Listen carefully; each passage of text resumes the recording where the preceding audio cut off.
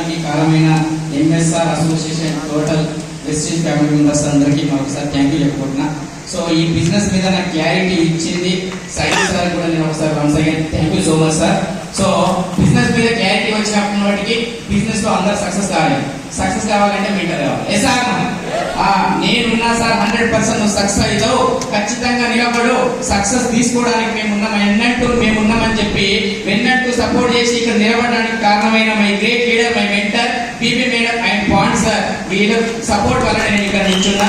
Thank you so much madam, thank you so much. So first of all నా self వచ్చేసి మల్లేష్, నేను హైదరాబాద్ నుంచి వచ్చిన. సో ఈ వెస్టేజ్ బిఫోర్ నేను కూడా ఒక ప్రైవేట్ కంపెనీలో 17 సంవత్సరాలు జాబ్ చేసిన సార్. 17 సంవత్సరాలు జాబ్ చేసే టైంలో నాకు 2008 to 9 మధ్య కాలంలో ఈ టెస్ట్ మనం ఎక్కడ చెప్పలేదు, అందుకే ఇప్పుడు చెప్తున్నా. సో 2008 to 2009 మధ్య కాలంలో నాకు కూడా కండక్టర్ జాబ్ గవర్నమెంట్ జాబ్ రావడం జరిగింది.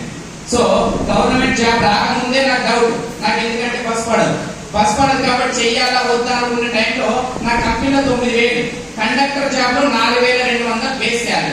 అది ఎక్కువనా ఇది ఎక్కువనా?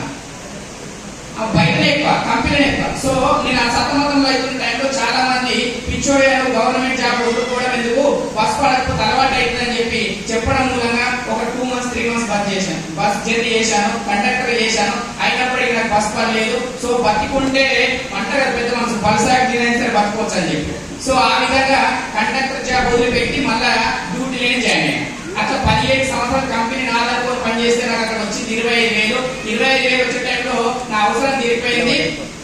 వద్దాను లేదు, కొన్ని ఇబ్బందులు పెడితే నేను 4 సంవత్సరాల కింద కంపెనీ మానేశాను. కంపెనీ మానేసినప్పుడు ఒకటే డిసైడ్ అయినా సార్, ఇక నా బాస్ అనేటువంటి ఉండొద్దు, నాకు ఏదైనా సెల్ఫ్ బిజినెస్ కావాలి, నా సొంత బిజినెస్ ఏదైనా చేసుకోవాలనుకున్న టైంలో ఫోటోగ్రఫీలో నా ఫ్రెండ్స్ ఉండడం మూలంగా ఫోటోగ్రఫీ చేసుకుంటున్న టైంలో నాకు దాదాపు 2 years అయింది. ఈ వెస్టీజ్ అనే అవకాశం నా దగ్గరకు వచ్చింది. నన్ను పరిచయం చేసిన వ్యక్తి అప్లైన్ హరీష్ సార్ అని చెప్పి ఉప్పల్లో ఉంటాడు. ఆ సార్ నాకు పరిచయం చేసినప్పుడు నేను కూడా చాలా మంది చెప్పిన అన్నట్టుగా పట్టించుకోలేదు బిజినెస్ పట్టించుకోకపోతే బీబీ మేడం 5 నెలలు ఫాలోఅప్ చేసింది.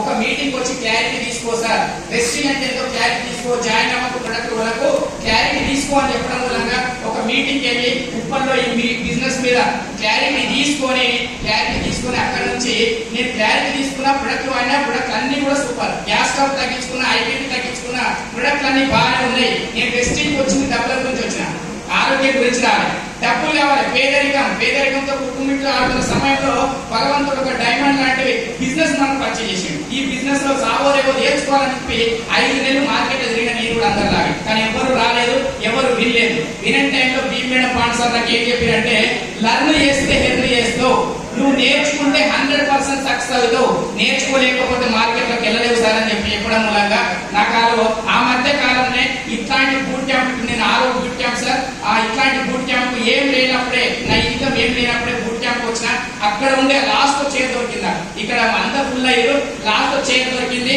లాస్ట్ లో మన గురించి మాట్లాడింది, మీకు ఇక్కడ 1,00,000 కొట్టాలని ఉందా, స్టేజ్ మీద మాట్లాడాలని ఉందా మీకు అని చెప్పినప్పుడు అలా ఎస్ అన్న. కానీ ఎప్పుడు వస్తుందో అది వచ్చినా ఖచ్చితంగా కొట్టాలి, స్టేజ్ మీద మాట్లాడాలి అని సంకల్పం మనం ఫస్ట్ బ్యూట్ క్యాంప్ లో నిర్ణయించుకొని, సెకండ్ బ్యూట్ క్యాంప్ వచ్చేసరికి 22,000 చెక్కుతో వచ్చిన, మూడో బూట్ క్యాంప్ 45,000, నాలుగో బూట్ క్యాంప్ 80,000, ఐదో బూట్ క్యాంప్ 1,28,000. ఇప్పుడు